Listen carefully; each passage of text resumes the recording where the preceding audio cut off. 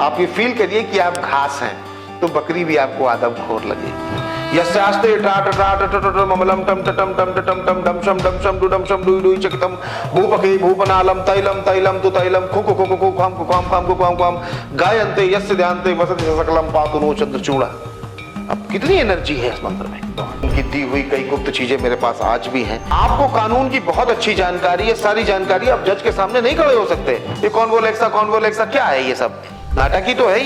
ये करने से पैसा आ जाए तो मैं चैलेंज करता हूं, मैं 1 करोड़ रुपए का नगद इनाम दूंगा। आप अगर इंस्टाग्राम पे ज्योतिषियों को सर्च करें, इतनी मूर्खतापूर्ण बात करते हैं ये बात करते हैं कि वो प्रोसो प्यारे जब वो बंदियां ही बंदियां 9 आहुतियां प्रतिदिन काली मिर्च में देवदार की लकड़ी पर आप दीजिए, देखिए अभी शत्रु आपके आसपास नहीं फटकेगा। आपके जो आपके सामने मीठा बोल रहा है वो आपका हितैषी नहीं है, और जो आपके सामने कड़वा बोल रहा है वो जरूरी नहीं है कि वो आपका शत्रु हो। सर्दी लग रही है तो हमने स्वेटर पहन लिया, सर्दी कम नहीं हुई।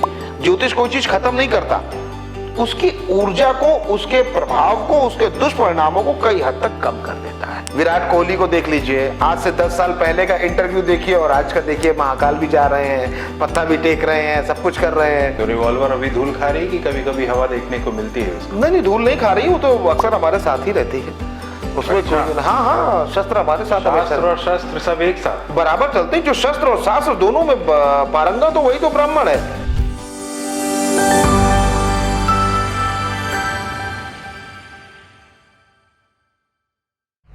राजनीति की पृष्ठभूमि, माइनिंग और कंस्ट्रक्शन की दुनिया, मौत से बिल्कुल छू के निकलने वाला शूट आउट, बेबाक जबान और फिर ज्योतिष में पीएचडी। ये है इंट्रोडक्शन आज के हमारे गेस्ट आचार्य लंकेश जी का। जैसे कि नाम लंकेश इंस्पायर्ड है रावण से, जो कि एक मेन नेगेटिव कैरेक्टर है हमारी सोसाइटी में। तो इन्होंने इसका नाम ऐसा क्यों चूज किया, क्या इसके इंटेंशंस थे, फिर अब क्या ये सही है, क्या हम अपनी किस्मत बदल सकते हैं, या जो चीजें लिखी हुई हैं वो सब सच है, क्या किसी आचार्य के कुछ बोलने बताने से, क्या किसी पूजा से कुछ बदलाव आ सकते हैं कि नहीं, हमारे मानने या नहीं मानने से कुछ फर्क पड़ता है कि नहीं। आइए इन सब चीजों का जवाब आज हम इनसे जानेंगे। नमस्कार लंकेश जी, कैसे हैं आप? मैं बहुत अच्छा, स्वागत है आपका माइंडसेट मैटर्स में। धन्यवाद। ये बताइए कि राजनीतिक परिवार से आपका बैकग्राउंड है जी, फिर आपने माइनिंग कंस्ट्रक्शन किया, फिर आप ज्योतिष में आए, तीनों चीजें बिल्कुल अलग अलग हैं। ठीक, ऐसा कैसे आपका रुझान आया? कैसे रुझान? देखिए, कुछ चीजें होती हैं जो विधि लिखित होती हैं, और कुछ चीजें होती हैं कि जैसे कोई व्यक्ति कार्य करता है। एस्ट्रोलॉजर मैं बाय चॉइस हूं। मेरे पिताजी राजनीति में बहुत सक्रिय रहे, बहुत अच्छे स्तर की उन्होंने राजनीति करी, तमाम चीजें रही। उसके बाद जो हमारा पुश्तैनी काम रहा वो माइनिंग, कंस्ट्रक्शन, इस प्रकार के हमारे पुश्तैनी कार्य रहे, तो उसमें मैं सक्रिय रहा। फिर मुझे लगा कि नहीं, मुझे ज्योतिष में आगे जाना चाहिए। फिर मैंने ज्योतिष की और पढ़ाई करी, ज्योतिष में डीप गया, और लास्ट में फिर मैंने ज्योतिष में पीएचडी करके अपना जो करियर था वो ज्योतिष में आरंभ किया। तो जो शूट आउट है जीवन में वो बहुत लोगों को नहीं, मतलब उससे टकराव नहीं होता है। कई लोग तो पूरा जीवन निकल जाता है सिर्फ मूवीज में ही शूट आउट देखते हैं। तो जब कुछ असली हुआ, जब रियल में आपके साथ हुआ, तो उसके बाद कुछ रुझान इधर बढ़ा कि पहले रहा, उसके बारे में जरा डिटेल में बताइए। नहीं, ये बड़ी गंभीर बात है। देखिए, मैं आपको बताऊं, जो मेरा कंस्ट्रक्शन का और ये इन चीजों से जो मेरी दूरी बनी, उसका कारण ही ये शूट आउट रहा। बिकॉज ऑफ दैट उस समय पर मेरी बेटी गर्भ में थी, और वहां पर साइड पर कुछ शूट आउट हुए और वो झगड़े हुए और वो शूट आउट में परिवर्तित हो गए। उसके बाद मैं भी घायल हुआ, अन्य लोग भी घायल हुए, तमाम चीजें चलती रही। फिर मुझे लगा कि नहीं, अब यहाँ से दूरी मुझे बना लेनी चाहिए, और मैं ज्योतिष में बहुत कुछ अच्छा कर सकता हूँ। फिर मैंने उसकी तैयारी करना शुरू करी और चीजें करना शुरू करी, और ज्योतिष को काफी आगे लेकर के मैं आया। फिर जब मैं ज्योतिष में मैंने अब प्रवेश किया, तो मैंने उस चीज को देखा, समझा और महसूस किया कि ज्योतिष में काफी खामियां हैं। जो ज्योतिष हम लोग आज देख रहे हैं, महसूस कर रहे हैं, समझ रहे हैं, वो ज्योतिष है ही नहीं। यानी कि 4 अक्षर केवल पढ़ करके हम अपने आप को ज्योतिषी कहते हैं, और 10 मिनट में ज्योतिष का कैलकुलेशन निकाल करके हम प्रेडिक्शन कर देते हैं, वो ज्योतिष नहीं है। ज्योतिष एक अनुसंधान का विषय है, रिसर्च का विषय है। तो उसमें मुझे इंटरेस्ट आया और मैं धीरे धीरे जिन खोजा तिन पाइया वाली स्थिति में रहा, ज्योतिष के समुद्र की गहराइयों में नीचे उतरता गया और वहां से रत्न निकाल निकाल करके बाहर लाता गया। लेकिन ऐसा भी तो सत्य नहीं होगा कि उसके पहले आपका ज्योतिष में बिल्कुल विश्वास ही नहीं होगा। तो इस हादसे के बाद आप ज्यादा इस तरफ घूमे, मतलब ज्योतिष की जानकारी ने आपको बचाया कि इसके बाद आप उसमें गंभीर तरह? नहीं, ऐसा यहाँ पर कुछ नहीं है कि ये जब से वो घटना हुई उसके बाद से मेरे जीवन में चेंज आया। मैं ज्योतिष में बहुत पहले से एक्टिव था, बचपन से, मतलब क्लास 8, 9, 10 से मुझे हाथ देखने का शौक था। और मैं अपने रिश्तेदारी में जब जाता था, कहीं शादी ब्याह में जाता था, तो वहां पर लोगों के मैं हाथ देखता था, तो लोग हमसे बहुत अट्रैक्ट होते थे, मेरे पास आकर के बैठते थे, हाथ दिखाते थे, तमाम तरीके की बातें करते थे। तो ये मेरा एक शौक बन गया। फिर उसके बाद मैं ज्योतिष में इंटरेस्ट मेरा जगा, मैंने तमाम बुक्स पढ़ी और सारी चीजें करी। तो और मेरे पिताजी भी ज्योतिष को बहुत मानते थे और हमारे पारिवारिक ज्योतिषी रहे, उनसे पूछे बगैर मेरे पिताजी कभी कोई काम नहीं करते थे। तो ज्योतिष से मेरा जुड़ाव बचपन से रहा है, इस कारण से मुझे ज्योतिष में इंटरेस्ट आया और शायद ईश्वर मुझे इस तरफ लेकर ही जाना चाह रहा था, इसलिए मैं इस फील्ड में आया। तो अगर हम लोग देखें तो घरों में, मोहल्लों में, सब जगह ज्योतिषों की भरमार है, बहुत हर तरफ है, सब तरफ। आफ्टर कोविड ज्यादा हो गई। आफ्टर कोविड ज्यादा हो गई। और तो अब आपने जो इंडियन एजुकेशन सिस्टम का हाईएस्ट मॉडल है समझने के लिए, वही पीएचडी है। हाँ जी। उसके बाद ज्ञान अर्जित करने की कोई सिस्टम एग्जिस्ट नहीं करता। आप स्वयं पढ़ के कितना भी ज्ञान अर्जित कर सकते हैं, लेकिन with in education system PhD is the epitome. हाँ। तो पीएचडी में आपको क्या लगा कि पीएचडी में आपने ऐसा क्या सीखा जो आज आपके जीवन में आपकी या आपके जो लोग हैं उनकी मदद करता है? मेरा जो पीएचडी है वो गर्भ ज्योतिष पर है। यानी कि जो बच्चा गर्भ में है उसको आप संस्कार कैसे दे सकते हैं, जो बच्चा गर्भ में है उसको आप एनर्जी कैसे दे सकते हैं, गर्भ में ही बच्चों को बलवान ज्योतिष के माध्यम से कैसे बनाया जा सकता है। तो मैंने रिसर्च करी अभिमन्यु के ऊपर, जो कि अर्जुन और सुभद्रा के पुत्र थे। जब उन्होंने अपनी मां के पेट में रह करके चक्रव्यूह तोड़ना सीख लिया, तो आजकल के बच्चे भी बहुत कुछ सीख जाते हैं। आपने देखा होगा घर कहीं पर छोटे बच्चे होते हैं, आप उन्हें बलून दीजिए, खिलौने दीजिए, चीजें दीजिए, उनको इंटरेस्ट नहीं आता। अभी मैं आपको चीजें ओपन कर दूंगा, चीजें खुल जाएंगी, उन्हें इंटरेस्ट नहीं आता। आप उन्हें मोबाइल दीजिए, वो चुप हो जाएंगी, उसमें लग जाएंगे। क्यों? क्योंकि जब वो गर्भ में थे तो उनकी माताजी फेसबुक, इंस्टाग्राम, ट्विटर, यूट्यूब, दुनिया भर की चीजें, वो सब चैटिंग चलती थी, तो उन्हें उस स्क्रीन से प्यार हो गया। और एक बात बताता हूं मैं, अब तो खैर वो सिस्टम खत्म हो गया। मैं आज से 15-20 साल पहले जाता हूं और तब की मैं वो बात करता हूं। इसको आप महसूस करिएगा, जो दर्शक इसको देख रहे हैं वो इसको समझेंगे, जानेंगे और महसूस करेंगे जो मैं अभी कहने जा रहा हूं। 10 सेकंड के अंदर गर्भ ज्योतिष क्या है मैं आपको मतलब क्लियर कर दूंगा। आपने अक्सर देखा होगा कि घर में अगर 2 बेटे हैं, मैं पूर्व की बात कर रहा हूं, आज की नहीं, तो जो बड़ा बेटा होता है वो थोड़ा सीधा होता है और जो छोटा बेटा होता है वो चंचल होता है, तेज तर्रार होता है। ठीक है, बिल्कुल सही। ऐसा ही क्यों? इसका कारण ये है कि जब नई नई बहू ब्याह करके घर में आती, पहले तो 1 साल में बच्चे हो जाते थे, तो जब वो गर्भ रहा तो उसके ऊपर सास का प्रेशर, नंद का प्रेशर, जेठानी का प्रेशर, सबका प्रेशर रहता था। पल्लू भी करना है, तमाम चीजें भी करनी है। तो जब वो गर्भस्थ हुआ तो बच्चे में संस्कार, डर और दबाव चीजें बनी रही। लेकिन जब 2 साल बाद जब दूसरे बच्चे का नंबर आता था, तब तक बहू घर के माहौल को समझ चुकी होती थी और वो हर काम को स्टाइल में करने लगती थी। तो उसे बहुत, जब माहौल को समझ लिया, किसी का डर दबाव नहीं बचा, तो जब दूसरा बच्चा आया तो वो उस माइंडसेट का बच्चा था। तो जब वो उसने जन्म लिया तो वो तेज तर्रार और चुलबुल रहा। तो ये चीज यहाँ पर मैटर करती है। तो गर्भ में जो बच्चा है वो हर चीज को देखता है, समझता है, महसूस करता है। क्यों ऐसा पहले कहा जाता था कि जब घर की सास को मालूम पड़ता था कि मेरी बहू जो है वो गर्भवती है, तो वो उसको पति से दूर अपने पास सुलाने लगती थी। पहले का नियम यही था, हम लोगों के साथ यही हुआ, क्योंकि जो बच्चा है उसमें लस्ट उत्पन्न ना हो। क्योंकि जैसा मां का मन होगा वैसे ही बच्चे का तन, मन और मस्तिष्क होगा। इसीलिए जो संस्कार बनाए गए, ये इसीलिए बनाए गए हैं। आज के आप देखते हैं कि बच्चों में माता पिता के, मैं सभी को ये बात नहीं बोल रहा हूं, लेकिन बच्चों के का माता पिता के प्रति रुझान थोड़ा कम होता जा रहा है, न्यूक्लियर फैमिली में होता जा रहा है। तो वही माइंडसेट का ही सारा खेल है, गर्भ में ही सारा खेल हो जाता है, ये आप जान लीजिए। जी। ये बहुत इम्पोर्टेंट है कि माइंड का डेवलपमेंट घर में ही हो रहा है। हाँ। तो हम लोग क्या आज की तारीख में या कोई ऐसे हवन, कोई पूजा, कुछ विधा, कुछ जो गर्भवती महिलाएं हैं वो कुछ किताबें पढ़ के, कुछ ज्ञान अर्जित करके, क्या कुछ विधि विधान कुछ चेंज कर सकती हैं बच्चे का माइंडसेट या भविष्य? बिल्कुल बिल्कुल चेंज हो सकता है। इसके लिए देखिए एक पूरी थेरेपी है, ये पूरा ग्रंथ है, ये अध्याय नहीं है, ये पूरा गर्भ ज्योतिष एक ग्रंथ है। इसको समझने की जरूरत है कि आपने जो गर्भ धारण किया वो किस समय पे किया, किस महीने में किया, अभी कौन सा महीना चल रहा है, पहले महीने क्या रेमेडी, तीसरे महीने क्या रेमेडी, पांचवें महीने क्या रेमेडी, सातवें महीने क्या रेमेडी, 9वें महीने क्या रेमेडी, और जो ये दूसरा, चौथा, छठा, आठवां है, इन महीनों में क्या रेमेडी, सबकी अलग अलग रेमेडीज हैं। वो आप करते जाएं, उसका लाभ आप उठाएं, आपको निश्चित तौर पर लाभ मिलेगा। बहुत बढ़िया।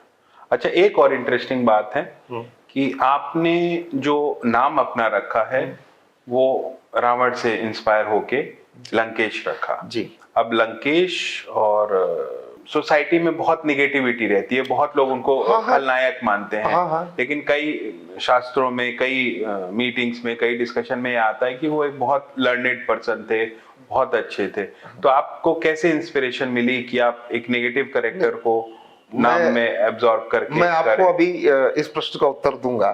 पहले मैं आपको एक छोटा सा उदाहरण दूंगा जी। अगर आप घास की दृष्टि से देखेंगे, अगर आप घास की दृष्टि से देखेंगे, आप ये फील करिए कि आप घास हैं, तो बकरी भी आपको आदमखोर लगेगी। दृष्टि और दृष्टा, आप फील करिए कि मैं घास हूं और बकरी आई तो आपको लगेगा कि हे प्रभु, ये तो मुझे खाने आ गई है, आदमखोर हो गई। रावण कोई हल्का फुल्का प्राणी नहीं था, रावण को लोग हल्के में लेते हैं। रावण चतुर्थ ब्रह्मा था, ब्रह्मा से हुए पुलस्त्य ऋषि, पुलस्त्य से विश्वश्रवा और विश्वश्रवा से रावण। 4 वेद, 6 शास्त्र, 18 पुराण, 9 ग्रह, सब उनके अंडर में, सारी चीजें उनके अंडर में, ग्रह उनके आदेश पर चल रहे हैं। तंत्र मंत्र यंत्र शक्ति सब कुछ, सोने में सुगंध की तैयारी थी, स्वर्ग तक की सीढ़ी की तैयारी थी। किसकी तैयारी थी? रावण की तैयारी थी। आज जब आप रामेश्वरम का नाम लेते हैं, उनको प्रणाम करते हैं, वहां दर्शन करने जाते हैं, रामेश्वरम की स्थापना किसने कराई थी? रावण ने कराई थी। हम किसी भी, देखिए हमें प्राप्त किससे क्या करना है। अब आप समझिए, आप मान लीजिए मेरे पास 2 चीजें लेकर के आए, आप हमारे पास मिठाई भी लेकर के आए, आप हमारे पास में नमक भी लेकर के आए। मैं किस चीज में इंटरेस्टेड हूं, डिपेंड करता है ना कि मैं बनना क्या चाहता हूं। भाई कीड़ों की अगर मैं बात करूं, मधुमक्खी और मक्खी, मधुमक्खी क्या है, फूलों पर ही बैठती है और मक्खी गंदगी पर बैठती है। हमें लोगों से चाहिए क्या, हम एब्जॉर्व क्या करें।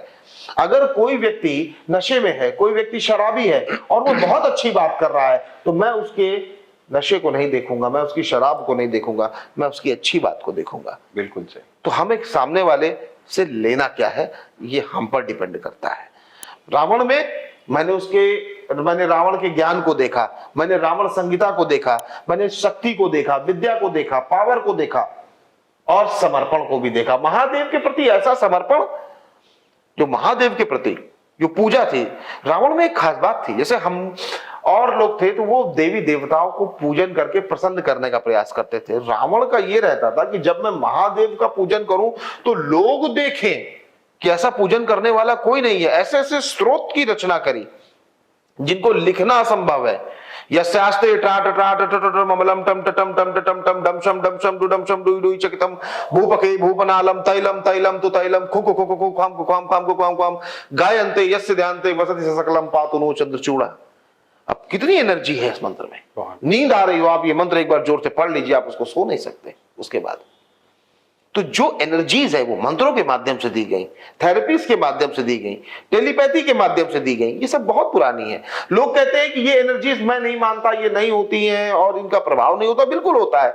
अब आपको नहीं मानना है, अब यहाँ पर इंटरनेट मान लीजिए चल रहा है, सभी के घरों में चल रहा है, वाईफाई है, आप मानो या ना मानो, बस आपको सही पासवर्ड की जरूरत है। जिस दिन आपको सही पासवर्ड मिल गया ना, तो आप सीधा कनेक्ट हो जाएंगे। जी, बहुत बहुत इंपॉर्टेंट बात आपने कही कि एक हमारा अगर सही कनेक्ट स्टैब्लिश हो जाता है तो आपका एक पूरा सोर्स हो जाता है। जब तक आपको पता नहीं है तब तक एक पूरे आपके लिए वो इमेजिनरी सोर्स है, बट वो एग्जिस्ट करता है। बिल्कुल।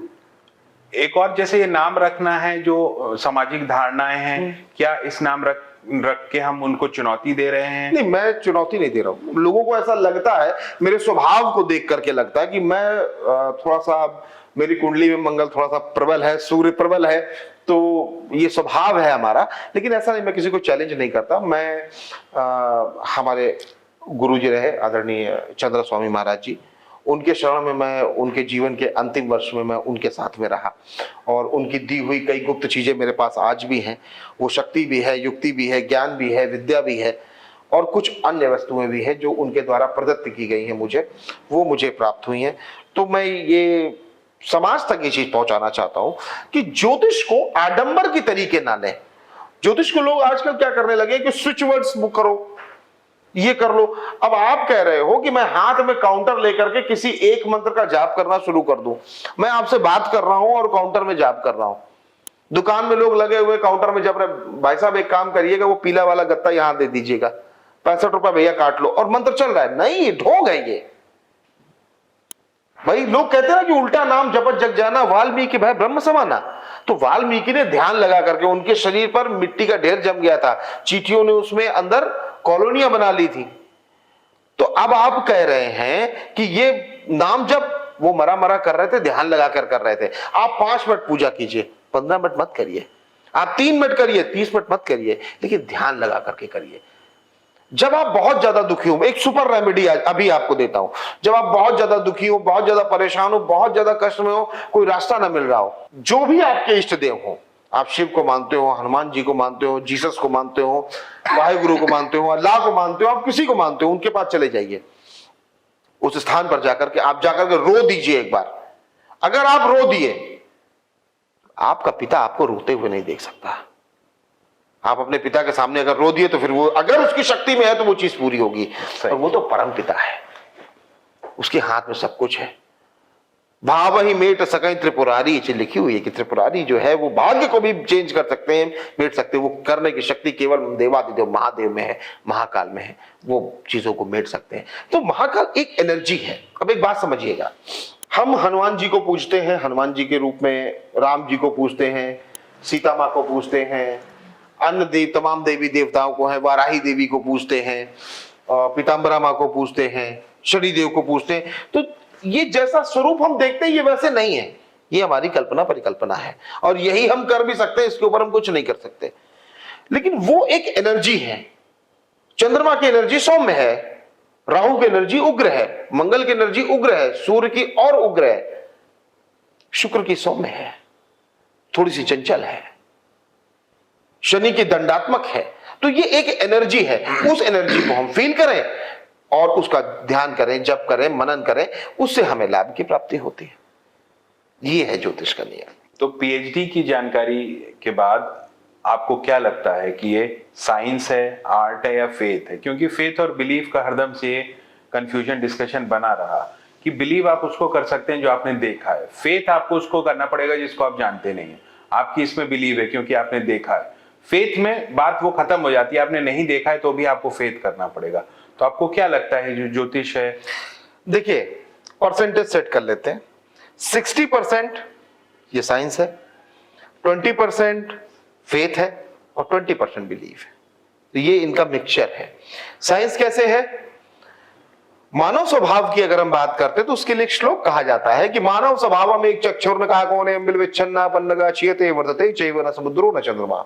मानव स्वभाव कभी एक सा रह ही नहीं सकता। सही बात। कभी वो इतना कठोर हो जाता है कि डिसीजन ले लिया। कैसा ले लिया? एक चक्षुर्न का कोने बिलविच्छन्ना पन्नगा, अर्थात एक आंख वाले कौए की तरह दही खाना है, भले ही पंख में मेरे आग लग जाए। और बिलविच्छन्ना पन्नगा, बिल में गए हुए सांप की तरह टूट जाएगा मगर बाहर नहीं आएगा। और कभी कभी कैसा होता है? छियते वर्धते चैव, यानी भी घट भी रहा है, बढ़ भी रहा है। कैसे घट रहा है, बढ़ रहा है? समुद्र और चंद्रमा की तरह, कभी हाँ है, कभी ना है, कभी डिसीजन है, कभी ये चीजें हैं। तो ज्योतिष भी वैसे ही है कि ज्योतिष में क्या की सर्टेनिटी है। अच्छा, ज्योतिष में एक एक चीज की सर्टेनिटी है। जैसे कि किसी भी व्यक्ति के मुंह से बात करते समय धूप के छींटे बाहर आ रहे हैं या वो हकला रहा है, बोल दीजिए सूर्य आपका खराब है। शरीर में कैल्शियम की कमी है, शनि आपको डिस्टर्ब कर रहा है, नींद डिस्टर्ब है, भ्रमित रहता है, पागलपन के दौरे हो रहे हैं, मिर्गी आ रही, राहु डिस्टर्ब है। बहुत अधिक वो आध्यात्मिक है, सोचता बहुत ज्यादा है। केतु एक्टिव है, पिता से संबंध सही नहीं है, सूर्य खराब है, चंद्रमा अगर सही नहीं है तो माता से संबंध खराब है, शुक्र खराब है तो पत्नी से संबंध खराब हो गए। तो ये सर्टेनिटी है, तो इट मींस इट्स साइंस। इन छोटी छोटी चीजों को भी हम लोग एक एक समस्या का भी समाधान कर सकते हैं। सभी समस्याओं का समाधान है। अच्छा। ज्योतिष जो है उस सभी समस्याओं का समाधान होता है। ज्योतिष को 99.99% सत्य माना गया है। देखिए, हम जब लोगों की कुंडली देखते हैं तो हम उनसे एक बात बोलते हैं कि 90% तो मैं गलत हो नहीं सकता, मैं जो उपाय बता रहा हूं वो आपको लाभ देंगे, और 10% मैं भगवान नहीं हूं। डॉक्टर जब पर्चा लिखता है तो उसमें एक चीज लिखता है RX, मतलब रेफर टू गॉड, उसके बाद दवाई लिखता है। तो हम लोग भी यही करते हैं, गणेश जी का नाम लिखते हैं, नारायण का नाम लिखते हैं, शिव का नाम लिखते हैं, उसके बाद फिर हम आपका प्रेडिक्शन लिखते हैं।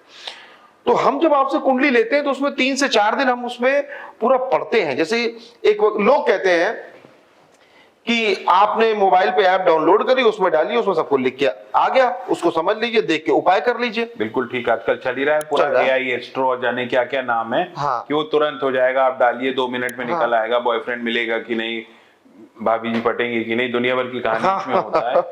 तमाम आजकल लोग यही इसी चीज की तलाश कर रहे हैं। पैसा आएगा कि नहीं आएगा, प्रेमिका मुझे वो तुम आपका एक्स अभी छोड़ के गया था, वो 4 दिन बाद आ जाएगा, इस प्रकार की बातें होती हैं। ज्योतिष ये सब नहीं करता। ज्योतिष सर्टेनिटी आपको बताता है। लोग कहते हैं कि उपाय करना है, ये हवन करना है, ये मंत्र का जाप करना है, खुद ही कर लेंगे। आचार्य किस लिए है? आपको कानून की बहुत अच्छी जानकारी है, सारी जानकारी, आप जज के सामने नहीं खड़े हो सकते। उसके लिए आपको एडवोकेट होना जरूरी है, लॉ की डिग्री जरूरी, लॉ की डिग्री जरूरी है, एडवोकेट जरूरी, तब आप जाकर के वहां पर जज के सामने प्रेजेंट हो सकते हैं, अपीयर हो सकते हैं। वही हाल यहाँ पर भी है। बगैर त्याग करे, बगैर संध्या करे, बगैर जनेऊ पहने, बगैर शिखा रखे, बगैर तिलक लगाए आप हवन कर लेंगे, उसका नेगेटिव इंपैक्ट आपको मिलेगा भाई साहब। तो लोग कह रहे हैं कि हम हवन भी कर लेंगे, हम पूजन भी कर लेंगे, हम मोबाइल में कुंडली भी देख लेंगे। तो बगैर शिखा के, बगैर जनेऊ के, बगैर संध्योपासना के, बगैर तिलक के और बगैर त्याग के, बगैर तपस्या के आप हवन करेंगे, आपको नेगेटिव इंपैक्ट का सामना करना पड़ेगा।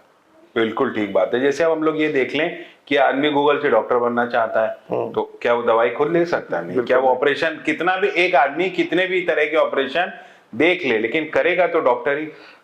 अच्छा, एक ये भी बात बताइए, आजकल ये श्राद्ध में खाने वाला पंडित होता है, कोई और दूसरी पूजा करने वाले हैं, आचार्य में, गुरुदेव में, आयुर्वेदाचार्य में इतनी तरह की पद्धति है, तो उसमें सब का डिफरेंस है कि कोई भी पुजारी, कोई भी बात, अब आजकल हाथ तो कोई भी पंडित देखने लग रहा है, तो क्या आप बताते हैं इसके बारे में? नहीं, जैसे कि अभी आपने डॉक्टर्स की बात करी, तो ENT स्पेशलिस्ट अलग होता है। अगर आपको आंखों में दिक्कत है जी, कान में है, नाक में है, मुख में है, गले में है, तो आप जाकर के ENT वाले को दिखाएंगे। Correct correct. पेट की प्रॉब्लम है तो गैस्ट्रो के पास जाएंगे, हड्डियों की दिक्कत है ऑर्थो के पास जाएंगे, आंखों की दिक्कत हो रही है तो आप ऑप्थेल्मोलॉजिस्ट के पास में जाएंगे। तमाम प्रकार के स्किन वाले अलग होते हैं। तो उसी प्रकार से ये विधाएं भी अलग हैं। ज्योतिषी एक बिल्कुल अलग है भाई, ज्योतिषी अलग है, वैदिक ज्योतिष अलग है, न्यूरोलॉजी वाले अलग है, हस्तरेखा वाले अलग हैं। और आजकल एक वो और आ गया है, टैरो का जो नाटक चल रहा है आजकल। वो यहाँ भारत में तो कभी होता नहीं था वो। अब वो वही बता रहे हैं, टैरो आ गए, वो चाइनीज पद्धतियां आ गई। नहीं, वो कप में चाय पी के दिखाएंगे, पत्ती दिखाएंगे, वो क्या क्या चल रहा है, उनकी भी कोई मान्यता है? देखिए, मैं इसको सर्टिफाइड नहीं मानता। जो मैं मानता हूं, जो मैं जानता हूं, जो मैं महसूस करता हूं, और हर चीज सर्टिफिकेट के साथ में, मतलब अगर मैं आपको कोई चीज दे रहा हूं, कह रहा हूं, तो अपनी सील मुहर के साथ दे रहा हूं, मजबूती के साथ, उसमें कोई कॉम्प्रोमाइज नहीं करता। मैं जो मैं कहूंगा वो मैं लिख के आपको देने को तैयार हूं। कि तो ये जो अब आप कह रहे हैं ना कि अभी स्विच वर्ड्स चल रहे हैं, बड़े आपने सुने होंगे, मैं तो खुल के बोलता हूं, ये कॉन्वोलेक्सा क्या है? ये सब नाटक ही तो है। ये करने से पैसा आ जाए तो मैं चैलेंज करता हूं, मैं 1 करोड़ रुपए का नगद इनाम दूंगा। आपके पॉडकास्ट के माध्यम से मैं ये चैलेंज कर रहा हूं आपको। लेकिन आप काम करना बंद कर दीजिए, यही सब करते रहिए। हाँ, तो कैसे है? मतलब धृष्टता की हद है। आप अगर इंस्टाग्राम पे ज्योतिषियों को सर्च करें, इतनी मूर्खतापूर्ण बात करते हैं। ये बात करते हैं कि वो प्रोसो प्यारे जपो, बंदियां ही बंदियां है। हाँ, ये क्या चीज है? हमारे यहाँ पर, हमारे सनातन संस्कृति में, भारतीय संस्कृति में एक पत्नी व्रतधारी, एक नारी सदा ब्रह्मचारी कहा जाता है। और ये क्या सिखा रहे हैं आजकल की जनरेशन को? और हमारी जनरेशन इनको फॉलो कर रही है। हमारी जनरेशन को ये बता रहे हैं शुक्रवार को शराब पियो, जनरेशन को नशा करना सिखा रहे हैं। और लोग कह रहे हैं कि ये ज्योतिषी है, तो ये ज्योतिषी नहीं है, ये बस ये है कि आपसे 40,000 50,000 फीस लेंगे और आपको कुछ ज्ञान की बात बताएंगे, आपको ग्लैमर की चमक दिखाएंगे और बस उसके बाद नमस्ते इंडिया।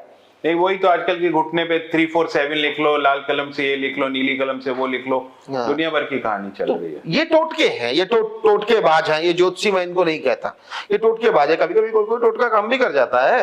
हाँ, आपने 100 लोगों को आप हाँ बताओ, 100 लोगों को ना बताओ, तो किसी का हाँ या ना में से कुछ तो हो गई। बस वही है ना।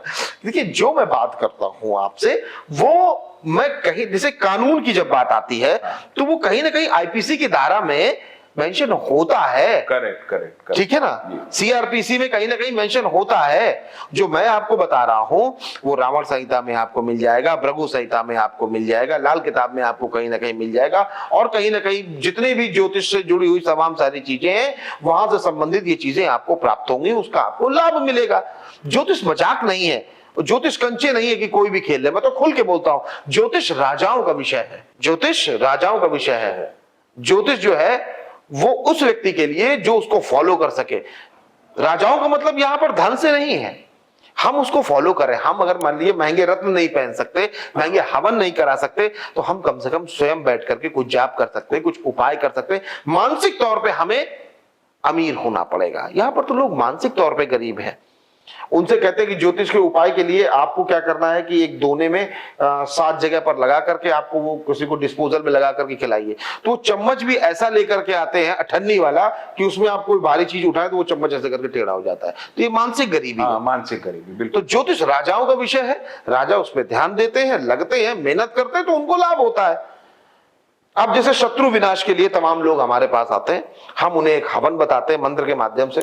देवी जी का हवन है, ओम सर्वा बाधा प्रशमनम त्रैलोक्यस्य अखिलेश्वरी एवमेव त्वया कार्यम अस्मद् बैरि विनाशनम ओम शत्रुहंत्री देवी स्वाहा। 9 आहुतियां प्रतिदिन काली मिर्च में देवदार की लकड़ी पर आप दीजिए, देखिए अभी शत्रु आपके आसपास नहीं फटकेगा। आपके ये मंत्र जब हम करते हैं ना, देवी से प्रार्थना करते हैं कि रूपम दे, जयम दे, यशो दे, दिशो जय, रूप दो, जय दो, यश दो, और मेरे काम क्रोध आदि शत्रुओं का नाश करो। ये देवी से प्रार्थना करी जाती है। तो ये आप करेंगे कि हम स्वयं करेंगे? भाई देखिए, ये तो जो मंत्र है, जो पूजा है, जो अगर हम आपको रेमेडी लिख के दे रहे हैं तो ये आप करिए। अगर अनुष्ठान आचार्य करेगा, उपाय तो जो जातक है वही करेगा। अब जैसे किसी का विवाह नहीं हो रहा है तो उसके लिए भी उपाय है, वैदिक उपाय है, मगर ये पत्नी मनोरमाम देहि मनोवृत्तानुसारणीम ताणीम दुर्ग संसार सागर से कुलोद्भावम, यानी कि पत्नी मनोरमाम देहि, पत्नी जो वो मनोरम हो, मनोवृत्तानुसारणीम हमारे मन के अनुसार चलने वाली हो, तारणीम दुर्ग संसार सागर से, इस जो संसार का सागर है इससे तारने वाली हो, और कुलोद्भावम उत्तम कुल में उत्पन्न हुई हो। ये प्रार्थना करी जाती है, है ना। अब हम लोग क्या कह रहे हैं कि हमारा पार्टनर है, ये है, वो स्विच वर्ड्स कर लो और ये तैयार कर दो और ये यहां दबा दो, वहां रख दो, ये पहन लो, ब्रेसलेट, दुनिया भर की चीजें। लेकिन आप ये जान लीजिए कि ये सब हवाबाजी है और कहीं कुछ नहीं। ठीक बात है। अच्छा, आपसे बातचीत करके ये लग रहा है कि आपका जो शब्दों का चयन है वो थोड़ा खरा है, बट आजकल बाजार में देखते हैं कि जो ज्योतिष है उसकी विधा ऐसी हो गई है कि जो जातक है उसको खुश करने में वो लगे हुए हैं, कड़े शब्दों का प्रयोग नहीं कर रहे। जो हम लोगों के स्कूल टीचर मार के पीट के अच्छे से समझाते थे, अब आजकल की जो पढ़ाने की विधा है वो खुश करने वाली हो। अब मैं इसको आपको 2 भाषाओं में समझाऊंगा, एक तो जो वैदिक भाषा है जी, और एक जो आजकल लोग सुनना चाहते हैं। वैदिक भाषा क्या कहती है? हितैषिना न च मनीषिना, मनीषिना न च हितैषिना। जो आपके सामने मीठा बोल रहा है वो आपका हितैषी नहीं है, और जो आपके सामने कड़वा बोल रहा है वो जरूरी नहीं है कि वो आपका शत्रु हो। To be very clear. Very true, very true, है ना। साइकोलॉजी का इंपॉर्टेंट एस्पेक्ट है। बिल्कुल। अगर आपको डांट रहा है तो उसका आप में कुछ भला है, और जरूरी नहीं कि आपके साथ मीठी बात हो रही है। हाँ। तो वो आपका फायदेमंद। लेकिन अब यहां पर क्या है कि जो ज्योतिषी हैं वो मुन्नी बाई बनकर रह गए हैं, लोगों को खुश करने में लगे हुए हैं। आप ज्योतिषी हैं, आपका काम लोगों को खुश करना नहीं है, उनको आईना दिखाना है। और एक बात मैं आपको बहुत क्लियर कर दूं, बिल्कुल क्लियर बोलता हूं मैं, कि ये जो शीशा सामने टेबल पड़ी हुई है, ये कांच है, जब इस पे आप पारा चढ़ाते हैं ना तो ये आईना बन जाता है, और आप आईना किसी को दिखा देते हैं तो उसका पारा चढ़ जाता है। ये मेरा मानना है। तो अगर आप सत्य सुनने की शक्ति, सामर्थ्य और धैर्य रखते हैं तो मेरे पास आइए, वरना समाज में बहुत सारे लोग हैं, बहुत सारे ज्योतिषी हैं, बहुत सारे तांत्रिक हैं, बहुत सारे न्यूमरोलॉजिस्ट हैं, टैरो वाले हैं, और वो पत्थर फेंकने वाले हैं, पानी में देख के बताने वाले हैं। हाँ, तरह तरह की अरे नाम पे करेक्शन करा रहे हैं। अरे मेरे माता पिता ने, हमारे गुरुओं ने हमको नाम दिया है, उस नाम पे करेक्शन कराएंगे। नाम में 4 ए लगा लो, नाम में 6 ए लगा लो, क्या है ये? हाँ, वो देख रहे हैं आजकल बाजार में, दो नाम में ए लगा दो, 2 तरह राहुल है तो 2 बार का आर हो गया। अरे मोबाइल नंबर है, हम लोगों के, आपको याद होगा डॉट फोन मिलते थे, डॉट फोन का नंबर था, कितना आपको नुकसान कर गया वो नंबर। अब नंबर भी अपने नाम के अनुसार बना लो। मतलब व्यक्ति ये चाहता है कि वो सब कुछ अपने अनुसार करना चाहता है, कि सारे ग्रह मेरे कंट्रोल में आ जाएं, सारे नक्षत्र मेरे कंट्रोल में आ जाएं, सारी विधाएं मेरे कंट्रोल, सब कुछ मेरे कंट्रोल में आ जाए और मैं जैसा चाहूं वह वैसा कर लूं। और लेकिन होई है वही जो राम रचि राखा। देखिए, जो कर रहे हैं करते रहिए। पैदा हम बिना व्यवस्था के हो रहे हैं, बिना टाइमिंग के, मर हम बिना टाइमिंग के रहे, और इन दोनों के बीच में हम पूरे जीवन टाइम की व्यवस्था मैनेज करने में निकल जा रहा है हमारा। यहाँ पर शुभ अशुभ देखा जाता है। मैं आपको बताता हूँ, यहाँ पर मैं थोड़ा सा इसके पक्ष, आपकी बात के पक्ष में नहीं हूं, कि यहाँ पर क्या है कि जब हम देखते हैं कि जिस समय पर ग्रहों की पॉजिटिव एनर्जी यहाँ पर हो। अभी आप एक बात समझिए, अभी मान लीजिए बाहर बहुत तेज धूप हो और आपका मन कर रहा हो मुझे खाना खा के वॉक करनी, क्या आप करेंगे? ऑब्वियसली नहीं करेंगे ना। शाम होने का इंतजार करेंगे, ठंडी ठंडी हवा चल रही हो तब चलेंगे। तो जिस समय पर मंगल की, राहु की या मंगल राहु की युति चल रही है, जैसे अभी हम लोग जब बात कर रहे हैं तो इस समय अंगारक योग चल रहा है, तो अंगारक योग में अगर हम कोई नया काम शुरू करेंगे, खरमास चल रहा है, तो हमें उसके नेगेटिव इंपैक्ट झेलने पड़ेंगे। तो हम थोड़ा सा पॉजिटिव होने का इंतजार कर लेते हैं और उससे चलते हैं। रेमेडी बेसिकली है क्या, मैं आपको क्लियर कर देता हूं। रेमेडी क्या है कि जैसे मान लीजिए गर्मी लग रही है अभी हमें, तो हम एसी बढ़ा देंगे तो हमें गर्मी लगना बंद हो जाएगी, ये रेमेडी है। सर्दी लग रही है तो हमने स्वेटर पहन लिया, सर्दी कम नहीं हुई। ज्योतिष कोई चीज खत्म नहीं करता, उसकी ऊर्जा को, उसके प्रभाव को, उसके दुष्परिणामों को कई हद तक कम कर देता है। ठीक है, ठीक बात। जैसे उदाहरण के तौर पे गाड़ी को तेज चलाने में सहायक क्या होता है? आप बताइए, गाड़ी आप चलाते हैं, ड्राइव करते हैं, जी। उसे आपको अगर बहुत तेज चलाना है तो उसमें सहायक क्या है? हाँ, एक्सेलरेटर और ब्रेक, और दोनों चीज की अपनी अपनी योग्यता है। लोग कहते हैं एक्सीलरेटर बहुत अच्छा होना चाहिए, एयर बैग होने चाहिए, गाड़ी बहुत तेज चलेगी। लेकिन अगर ब्रेक अच्छे नहीं होंगे तो आप गाड़ी तेज चला भी नहीं पाएंगे। गाड़ी को तेज चलाने के लिए ब्रेक का अच्छा होना जरूरी है। बिल्कुल सही, बिल्कुल। अच्छा, व्यक्ति का नेगेटिव, लोग कहते हैं मैं बहुत नेगेटिव सोचता हूं, तो नेगेटिव वाला ही कुछ नया करता है। किसी ने अगर पेंसिल बनाई तो जिसने नेगेटिव सोचा कि इससे गलती हो सकती है, चलो रबर बना देते हैं। किसी ने नेगेटिव सोचा कि एक्सीडेंट हो सकता है तो उसने एयरबैग्स बना दिए। ठीक बात। किसी ने नेगेटिव सोचा कि कोई आदमी हवाई जहाज से गिर सकता है तो उसने पैराशूट बना दिया, है ना। किसी ने नेगेटिव सोचा कि गाड़ी भिड़ेगी तो सामने वाला कांच तोड़ के बाहर ना जाए, इसलिए उसने नेगेटिव सोचा, तभी उसने सीट बेल्ट बनाई। तो नेगेटिव बहुत जरूरी है, और नेगेटिव लोग बहुत कम मिलते हैं। बी पॉजिटिव ब्लड ग्रुप तो जगह जगह मिल जाएगा, बी नेगेटिव, ओ नेगेटिव, ए नेगेटिव ढूंढने जाइए, लाले पड़ जाएंगे नेगेटिव। नहीं, बिल्कुल सही कह रहे हैं आप। तो ये जो आपने एनालॉजी दी कि ब्रेक जरूरी है कि एक्सीलरेटर जरूरी है, बहुत जरूरी है बात समझना कि ब्रेक की आवश्यकता भी उसी लिए है। अगर वो ब्रेक नहीं हो तो आप गाड़ी तेज नहीं चला सकते। ब्रेक होने के कारण ही आप गाड़ी तेज चलाने में सक्षम है। अच्छा, मैं एक और बात समझना चाहूंगा आपसे कि जैसे उस दिन आपसे बात हो रही थी कि आप अंगूठी में, पत्थर में ऐसा बहुत विश्वास नहीं करते। बिल्कुल नहीं। परंतु जैसा मैंने देखा है कि आप उसको धारण करे हुए हैं, तो इस बात पे आप क्या कहना चाहेंगे? कभी कभी क्या होता है कि आप किन्हीं चीजों पर नहीं करते। जैसे मान लीजिए कि आप कोई गाड़ी लेने जा रहे हैं, आपका मन है कि नहीं मैं इनोवा से काम चला लूंगा, लेकिन आपके बच्चे कह रहे हैं कि नहीं मुझे पापा फॉर्च्यूनर चाहिए, तो आप फॉर्च्यूनर लेके आते हैं। तो उसी प्रकार जैसे अब मेरी माता जी का विश्वास है कि नहीं ये रत्न पहनने से आपका काम अच्छा हो जाएगा, आप स्वस्थ रहेंगे, ये पहनेंगे तो आपका सूर्य तेज होगा, वैभव कीर्ति बढ़ेगी, तो उन्होंने दिया और मैंने धारण कर लिया। क्योंकि माँ से बड़ा कोई पावर या विश्वास या शक्ति या प्रेम कुछ नहीं होता, तो उन्होंने दिया, मैंने धारण कर लिया। तो बहुत बढ़िया। तो अच्छा, ये भी मतलब इससे एक बहुत इंटरेस्टिंग पॉइंट ये निकल के आता है कि मान लीजिए मेरी उस बात में आस्था नहीं है, हाँ। लेकिन फिर भी माता पिताजी के कहने पे, किसी आचार्य गुरुजन के कहने पे अगर हम आस्था का सम्मान करना चाहिए, आस्था का सम्मान हम कर रहे हैं, तो उसका जो बेनिफिट है वो मुझे मिलेगा। बिल्कुल मिलेगा। ऐसा नहीं है, बैंकिंग सिस्टम नहीं है ना कि हमारा बैंक अकाउंट नहीं है तो उसका इंटरेस्ट हमको नहीं मिलेगा। नहीं, ऐसा नहीं है। हमने अगर कोई पूजा अर्चना बताई है मान लीजिए मेरी उसमें आस्था नहीं है, फिर भी हम गुरुजनों को सम्मान करने के लिए हमने उसको पूरी व्यवस्था से, अच्छे से, पूरी मान्यता से उसको माना, हाँ। तो उसका हमको लाभ मिलेगा। बिल्कुल लाभ बहुत मिलेगा। बढ़िया। ये तो बहुत अच्छी बात है कि कई लोग वैसा, जैसे एक आध बॉलीवुड मूवीज में भी हम लोग ने देखा कि वो किसी ने कहा कि साहब तुम लड्डू समझ के खा लो और माँ प्रसाद समझ के दे रही है। अच्छा, इससे ये बात भी निकल के आती है कि बॉलीवुड वगैरह में कभी आपने किसी का देखा, या अब आजकल पता चलता है कि लोग अपनी तरफ से कोई ओपिनियन देते हैं, या उनकी कोई मूवी हिट हो रही है कि फ्लॉप हो रही है, उसमें आप कुछ बताने की कोशिश करते हैं? हाँ, नहीं, बॉलीवुड में मेरी 2-3 लोगों से मुलाकात है, लेकिन अब नाम सार्वजनिक तौर पे खोलना उचित नहीं होता। लेकिन फिर भी कई बार ऐसी चीजें जो सामने आती हैं, तो जब उनके ग्रहों को देख करके बताया गया कि जैसे एक अभी मूवी आई थी कपिल शर्मा की, तो उस मूवी में मैंने बताया था कि ये मूवी आपकी फ्लॉप हो जाएगी, ये नहीं चल पाएगी। तो ये भी कहीं ना कहीं चीजें आती हैं, क्योंकि जब जिस समय अंतराल और जिस समय पर उन्होंने बताया और जिस समय पर उन्होंने प्रश्न पूछा, तो वहां पर मुझे नेगेटिव आंसर आ रहा था। तो वो हालांकि मुझसे थोड़ा सा नाराज भी हुए इस चीज को लेकर के कि नहीं, आपने तो बिल्कुल स्पष्ट कह दिया नहीं चलेगी, हमने इतना पैसा लगाया। मतलब आपने कितना भी पैसा लगाया हो, जो चीज नहीं चलनी है वो नहीं चलेगी। इसीलिए मैं कहता हूँ कि जिसको कुंडली दिखानी है, सच सुनने की क्षमता हो तो मेरे पास आए, अन्यथा नमस्कार।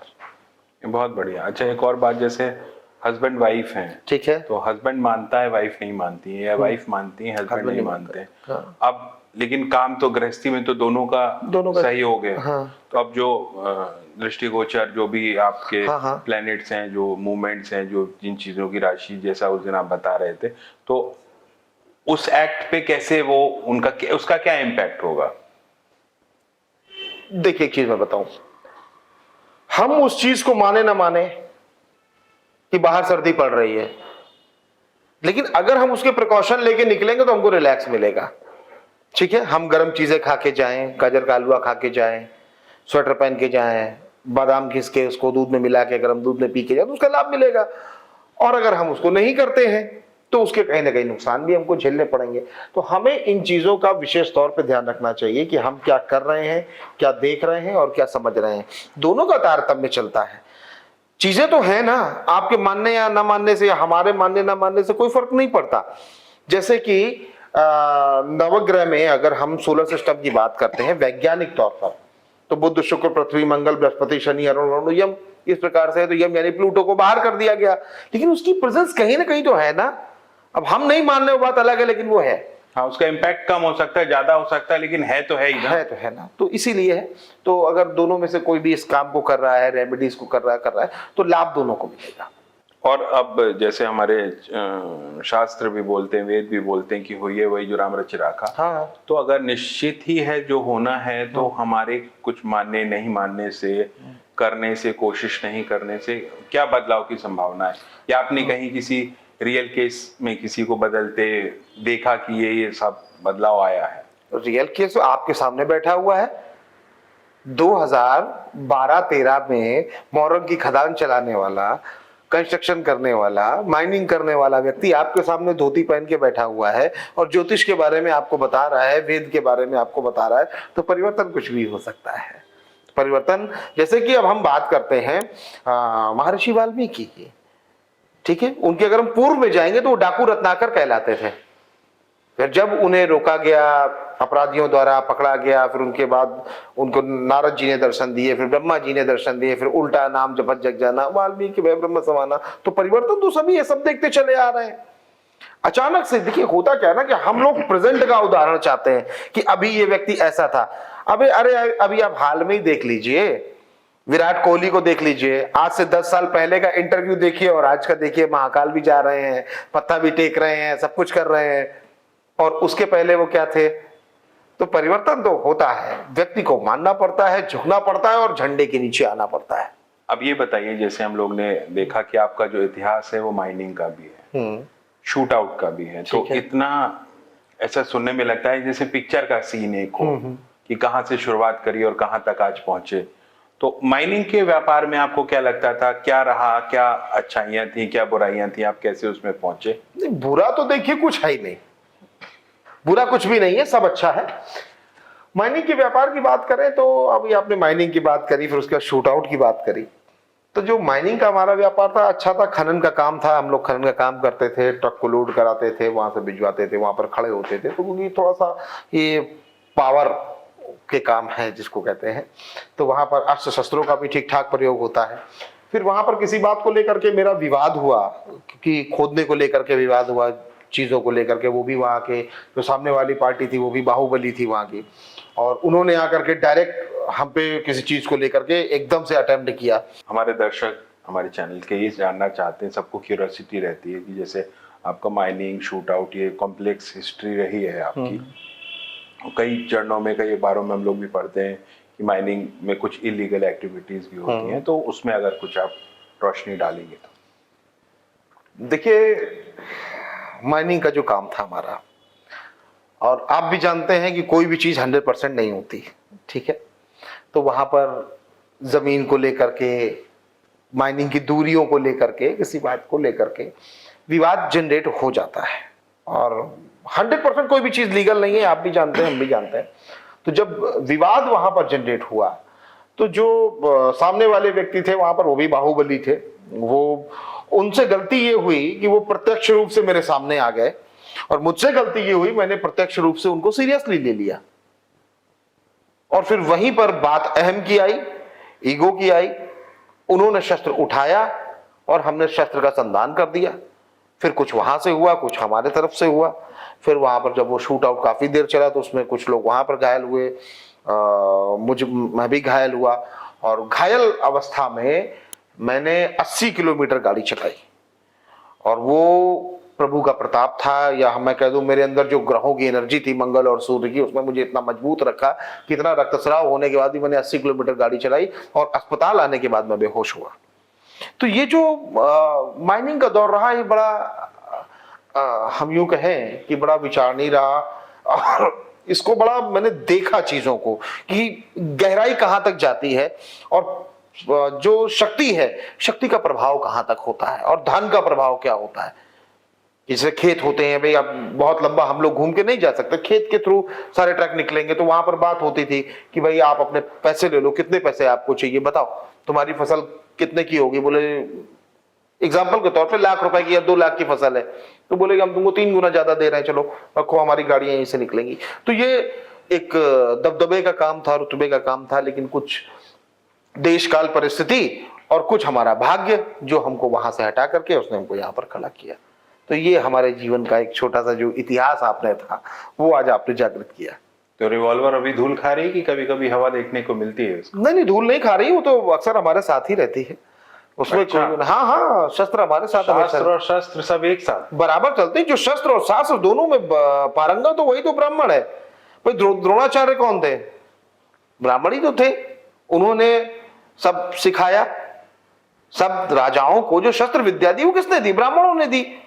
भाई ब्राह्मणों ने ही तो लोगों को सोना पिघला करके लोहा लेने की शक्ति बताई है, वो ब्राह्मणों ने बताई है। तो शस्त्र मेरे पास आज भी, मैं शस्त्र लेके चलता हूं, कोई बुराई नहीं है। क्या बुराई है भाई? सरकार ने हमको उसके लिए ऑथेंटिकेट कर रखा है, वो मैं अपने पास हमेशा रखता हूं। हमारे साथ और भी अस्त्र शस्त्र वाले होते हैं जो चलते हैं, और इस शरीर की सुरक्षा करना मेरा धर्म है, मेरा कर्तव्य है, वो मैं करता हूं। और हमारे कौन से ऐसे देवी देवता हैं जिनके पास में शस्त्र नहीं है? हनुमान जी के पास में देखते हैं आप गदा है, राम जी के पास में धनुष है, कृष्ण जी के पास में चक्र है, विष्णु जी के पास में भी गदा और चक्र दोनों है, दुर्गा जी के पास में शंख चक्र गदा कृपाण तोरण सारी व्यवस्थाएं उनके पास, तलवार भी उनके पास में है, तो सारी। तो जब हमारे देवी देवता वगैरह अस्त्र शस्त्र के नहीं है, तो हम कैसे अस्त्र शस्त्र के हो जाए? हम तो पूछते उन्हीं को। सही बात है, हमको भी तो अपनी सुरक्षा करनी है, अपनी करनी है, अपने साथ वालों की बिल्कुल करनी है, परिवार की करनी हाँ। है, तो बहुत जरूरी है। अच्छा, आपको देखने में अब मैं एक अलग चीज देख रहा हूँ, जैसे आपने 2 तरह के तिलक लगाए हुए हैं, तो इसका कोई खास इम्पैक्ट है या कोई स्टडी है या हाँ किसी अलग पूजा का ये पार्ट है? नहीं, कोई पूजा का अलग पार्ट नहीं है। ये एक वैदिक विधान है। जो हम ये तिलक लगाते हैं, ये हमारे उसको कहते हैं, ये ब्रह्म स्थान पर हम लगाते हैं। ब्रह्म स्थान पे जब हम तिलक करते हैं, स्वयं वो तिलक करते हैं। ये आत्मा के लिए हम यहाँ पर करते हैं और ब्रह्म के लिए हम यहाँ पर करते हैं, क्योंकि यहाँ से हमारा ब्रह्मांड शुरू होता है और ये हमारा आत्मा है। तो सबसे पहले आत्म तिलक करते हैं, फिर ब्रह्म तिलक करते हैं। ये हमारे तिलक का कारण है। तो जैसे तिलक से अगर हम देखें कि तिलक आत्म भी कर सकते हैं और कोई दूसरा भी हमारा तिलक कर सकता है, तो जैसे हम लोग अभी डिस्कस भी कर रहे थे, कोई दूसरा भी हमारे बिहाफ पे पूजा कर सकता है। कि मान लीजिए हम यूएस में हैं, एग्जाम्पल बाहर हैं, हम चाहते हैं कि हमारी कोई पिताजी की श्राद्ध की, कुछ संतोष्टि, कुछ और कुछ कोई महामृत्युंजय जाप, हमारा बच्चा यूएस में बीमार है, आज नहीं आ सकते, जिसे आजकल रिमोट पूजा कहा जाता है जी। तो वो कहते थे जब आचार्य आपको संकल्प दिलाता है, आपको जल दे करके कुछ दक्षिणा रख करके ये चीज बुलवाई जाती है, ओम विष्णु विष्णु विष्णु, क्योंकि जगत के पालनहार विष्णु हैं। फिर कहते हैं कि आप अपने अपना नाम लीजिए, अपने गोत्र का नाम लीजिए, किसके लिए पूजन करा रहे हैं वो नाम लीजिए। फिर वो कहते हैं कि ओम जम्बू द्वीपे भरतखंडे भारतवर्षे आर्यावर्ते, सब मतलब वो बिल्कुल ब्रह्मांड से लेकर के बिल्कुल आप जिस स्थान पे हैं वहां तक आकर के वो केंद्रित हो जाते हैं। और सूर्य किस नक्षत्र में है, चंद्रमा किस नक्षत्र में है, किस राशि में है, मंगल कहां पर है, राहु कहां पर है, केतु का सब बोलते हैं। तो वो एक क्या करते हैं कि इमेजिनरी एक ब्रिज बनाते हैं, यहां से वहां तक का, भाई आपसे हम तक और हमसे सीधा एक इमेजिनरी ब्रिज होती है। तो सब चीज आपकी परिकल्पना ही तो है। आप जब कोई चीज सोचते हैं तो कर पाते हैं ना, जब आप सोचेंगे ही नहीं तो आप कर क्या पाएंगे। कुछ करने के लिए कुछ सोचना पड़ता है। हाँ बिल्कुल, है ना भाई, कहीं पहुंचने के लिए कहीं से तो निकलना पड़ेगा ना, तो इसलिए आप करा सकते हैं, उसमें कोई बुराई नहीं है। ठीक है। अच्छा ये बताइए, क्या ज्योतिष मतलब वास्तविकता है या बहुत अच्छे से समझाया गया एक मनोविज्ञान? वास्तविकता। मैंने अभी आपको उदाहरण दिया था ना कि जिस भी व्यक्ति के मुख से थूक के छींटे बाहर आ रहे हो, सूर्य कमजोर है, पिता से संबंध उसके अच्छे नहीं होंगे। जो व्यक्ति एक स्थान पर बहुत देर तक बैठ नहीं सकता, बार बार पलके झपकाता हो और उसका मन एकाग्र ना रहता, उसके माता से संबंध अच्छे नहीं होंगे, या फिर माता उसकी बीमार रहती होंगी, चंद्रमा उसका कमजोर है, शुक्र कमजोर होगा, वो जातक जो है वो अनैतिक संबंध बनाएगा। स्त्री है तो पुरुष के पीछे, पुरुष है तो स्त्रियों के पीछे भागता फिरेगा, पत्नी से संबंध अच्छे नहीं होंगे, इसका मतलब शुक्र खराब है। तो ये वास्तविकता है। अच्छा, क्या अब जैसे आजकल एआई का हम लोग बहुत देख रहे हैं, तो क्या एआई ज्योतिष को रिप्लेस कर सकती है, या कुछ उससे जो वो बता रहे हैं उस मतलब ज्योतिष जो आपने सीखी, इतने सालों की पढ़ाई करी, क्या एआई का इंटरवेंशन उसके फेवर में है, अगेंस्ट में है? मैं एक प्रश्न पूछूं आपसे जी। एटीएम यूज करते हैं आप? हाँ जी करते हैं। एटीएम से पैसे निकाले आपने? हाँ जी निकाले। तो निकाल के सीधे जेब में रख लेते हैं या गिनते हैं? हाँ अलग अलग लोग हैं, कुछ गिनते भी हैं, कुछ रख भी। मैक्सिमम क्या करते हैं? जो बैंक के अंदर काम करता है वो नहीं गिनता है, बाहर वाला हर आदमी गिनेगा। हर आदमी गिनता है ना। तो जब आदमी एटीएम मतलब अगर हम बात करें तो 95% लोग एटीएम से पैसे निकालने के बाद गिनते हैं। बिल्कुल सही है। 5% नहीं गिनते। हाँ। तो वैसे ही है, जब आदमी एटीएम से पैसे निकालने के बाद गिनता है तो एटीएम पे कितना भरोसा है आपको? आपको पता है आप कुछ नहीं कर सकते, उसके बाद भी आप गिन रहे हैं। तो ये एआई हमें उपाय बताएगा, हमें रेमेडी बताएगा। वो आज का नक्षत्र क्या जान रहा है, वो आपकी फिजिकल स्थिति क्या जान रहा है, वो तो आपकी कुंडली को देख रहा है, आपके बच्चे की कुंडली को नहीं देख रहा है। हम लोग परिवार कुंडली बनाते हैं, आपकी कुंडली। आदमी कहता है बच्चे का जन्म हुआ, मेरा भाग्य पलट गया, मेरा विवाह हुआ, ये परिवर्तन आ गया, दूसरा बच्चा हुआ, अरे बिल्कुल हम हाई पे पहुंच गए। तो आपकी कुंडली कितनी काम कर रही है, सपोर्टिव कुंडलियां आपकी कितनी काम कर रही हैं, ये डिपेंड करता है। ये एआई नहीं बताता, इस चीज का हमेशा ध्यान रखिए। उसको तो आपने जो इंफॉर्मेशन दे रखी वो अभी एक ही डेट ऑफ बर्थ के दो लोग मैं आपको ला करके बिठा दूं आमने सामने, उन दोनों की कुंडलियां और उनका प्रेडिक्शन अलग अलग होगा, लेकिन एआई ये करने में मजबूर होगा कि डिफरेंस नहीं कर पाएगा, और उनकी जो रेमेडीज होंगी वो भी अलग अलग बनेंगी, वो सेम नहीं बनेंगी, क्योंकि जातक रहता कहां है। अच्छा एक बात बताइए कि जिस समय पर मुकेश अंबानी के नाती का जन्म हुआ या उनके लड़के का जन्म हुआ, उस समय पर और बच्चे नहीं जन्मे होंगे क्या? बहुत सारे। तो एआई को अगर दोनों की कुंडलियां दे दो तो क्या करेगा? हम कह रहे हैं उसी अस्पताल में उसी घंटे उसी बराबर के बेड पे दो बच्चे हुए होंगे। तो एआई को अगर दोनों की कुंडलियां दे देंगे तो वो सेम फोटोकॉपी निकाल के रख देगा। ठीक है ना। तो उसके पिता की कुंडली भी मैटर करती है, उसकी माता की कुंडली भी मैटर करती है, और उसकी रहने का स्थान भी मैटर करता है कि कौन व्यक्ति कहाँ रह रहा है। राम मंदिर हजारों लोग दर्शन करने जाते हैं, लेकिन कुछ वीआईपीज होते हैं, कुछ वीवीआईपीज होते हैं। जी जी जी। अच्छा ये आपने बहुत अच्छी बात कही, मेरे मन में हरदम से रहता है कि जैसे हम ये मानते हैं कि प्रभु तो सब चीज देख रहे हैं। हाँ हाँ। अब हम 1000 रुपए दे के कि वीआईपी दर्शन की लाइन में लगे हैं, कोई आदमी और 3 घंटे से लाइन में लगा है नॉर्मल, वो उसका कर्म है, वो उसका भाग्य है। प्रभु ने आपको श्री दे रखी है, शक्ति दे रखी है, ताकत दे रखी है, उसका उपयोग करिए। क्यों नहीं कर रहे हैं आप? अगर आपके पास में 2 लाख रुपए जेब में पड़ा हुआ है, फिर भी आप लाइन में धक्के खा रहे हैं, तो सामने वाले व्यक्ति से ज्यादा मूर्ख आदमी मैंने नहीं देखा।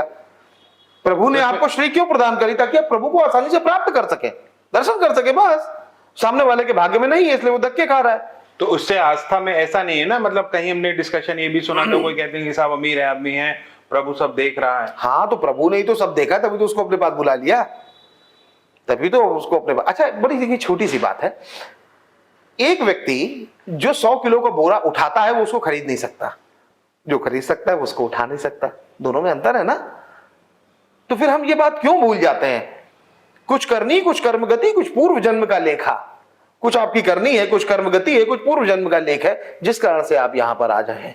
बिल्कुल ठीक। जिस कारण से आप आज यहां पर धक्के खा रहे हैं, और सामने वाला व्यक्ति क्या सीधे जाकर के दर्शन कर रहा है? कुछ तो उसने अच्छे कर्म किए होंगे, और अगर आज वो बुरे कर रहा है तो अगले जन्म में वो भी भोगेगा। तो पुनर्जन्म की अपने यहां पर परंपरा है, और आपके कर्म और कर्म गति इस पर भी निर्भर करता है जी। और एक और बहुत इंपॉर्टेंट बात इससे ये भी हम लोग समझते हैं कि पैसा सक्षम है आदमी को करप्ट करने में। तो हम लोग ने देखा कि बहुत सारे जो साधु, संत, महात्मा, आचार्य भी कभी कभी गलत कामों में लिप्त रहे, या उनके साथ ऐसा हादसा हुआ कि वो भविष्य भूत नहीं समझ पाए। लेकिन जो सब कुछ समझ रहे हैं, जो सब कुछ पढ़ रहे हैं, उसके बाद भी क्या उन्हें अपना भविष्य नहीं दिखाई दे रहा है, जो गलतियां कर ले रहे हैं? देवताओं से भी गलतियां हुई। इंद्रदेव भी तो किसी पे आकर्षित हुए, तो गलतियां तो सबसे होती हैं। तो आकर्षण कभी भी, मन कभी भी किसी का भी खराब हो सकता है। इसीलिए हमारे यहां बाध्यताएं बनाई गई कि जो घर की बहू है वो जेठ का चेहरा नहीं देखेगी, जेठ के कपड़े नहीं स्पर्श करेगी। जेठ जब आएंगे तो बहू पीट करके खड़ी होगी। तो ये मर्यादाएं इसीलिए बनाई गई हैं। बहन की अलग मर्यादा है, पत्नी की अलग मर्यादा है, बहू की अलग मर्यादा है ना। तो ये सारी चीजें, मर्यादाएं इसीलिए बनाई गई कि इन मर्यादाओं का पालन करके, इसीलिए मर्यादा पुरुषोत्तम श्री राम कहे गए। भाई आप एक चीज बताइए, शूर्पणखा भी तो आकर्षित हुई थी, क्या हुआ? नाक कटी। तो आजकल क्या हो रहा है? यही हो रहा है। हाँ, तो अब तो आजकल तो आदमी नाक कटा के घर से निकल रहा है। तो बस वही बाहर जाके नाक कटाने की जरूरत नहीं। तो उसके घर में ही नाक कट जा रही है। अच्छा, तो एक हम लोग पूरे बात का एक समअप करते हैं। ये बताइए कि आदमी को जिंदगी के किस मोड़ पे आके या कब उसको ज्योतिष की तरफ उसका रुझान होना चाहिए, कि कोई अपने आप उसको समझ में आएगा, या कब उसको समझना सोचना चाहिए? व्यक्ति को ज्योतिष के पास तब जाना चाहिए जब उसका टाइम बहुत अच्छा चल रहा हो। खराब समय में नहीं जाना चाहिए। आप ज्योतिष के पास जाइए, कहिए कि हमको जैसे रेमेडीज आप बताइए, जो जैसा चल रहा है वैसा चलता रहे, हम उपाय वगैरह करते रहे। खराब समय में जाएंगे तो क्या फायदा? जब चोट लग गई, भाई जब हम क्रिकेट खेलने जाते हैं तो पैर में पैड लगाते हैं, हेलमेट पहनते हैं, ग्लव्स पहनते हैं, कि जब बॉल सर में आके टकरा जाए उसके बाद ही हम हेलमेट लगाएंगे? नहीं। तो ज्योतिष के पास जब हमारी चीजें ठीक चल रही हो, नॉर्मल चल रही हो, तो ज्योतिष से मिल करके कि आगे आने वाले समय में हमें कोई तकलीफ ना आए, यदि आने वाली है तो वो बहुत छोटे मात्रा में, यानी पहाड़ है तो राई बन के निकल जाए। इस तरह से हमें ज्योतिषियों के संपर्क में रहना चाहिए, ज्योतिषीय उपाय करने चाहिए और वैदिक उपाय करने चाहिए। इन मूर्खताओं के चक्कर में हमें बिल्कुल नहीं पड़ना चाहिए कि हम ये नंबर लिख लें, और ये अब मैनिफेस्टेशन आजकल बहुत चल रहा है कि ये बोलो कि मैं अरबपति हूं, मैं अरबपति हूं, और ये ब्रह्मांड मुझे बहुत दे रहा, पानी पी लो सब ठीक हो जाएगा। ऐसा नहीं होता। बहुत बढ़िया, आज आपसे बात करके बहुत अच्छा लगा, बहुत ज्ञान की बातें हुई जी। बहुत जरूरी है, जो हमारे दर्शक हैं वो भी सारी बात समझेंगे। बहुत सारे क्वेश्चंस भी उनके मन में आ सकते हैं, तो मुझे लगता है कि वो कभी कमेंट के माध्यम से पूछेंगे तो हम आपके तक वो सवाल पहुंचा के उनके जवाबों का, मुझे बहुत अच्छा लगेगा कि अगर मुझे किसी के भी प्रश्नों का उत्तर देने में मैं समर्थ हूं, और मुझे किसी की शंका के समाधान करने में अगर मैं सामर्थ्य हूं, प्रभु ने मुझे इस लायक बनाया है, तो मुझे बहुत अच्छा लगेगा जी। बहुत बहुत धन्यवाद, आभार, नमस्कार। तो थैंक यू आचार्य लंकेश जी। आज आपने देखा कि कितनी इंपॉर्टेंट बात उन्होंने बताई। कई चीजें ऐसी जो आपने सुनी होंगी और आपको लग रहा हो अरे इन्होंने ऐसा क्या कह दिया।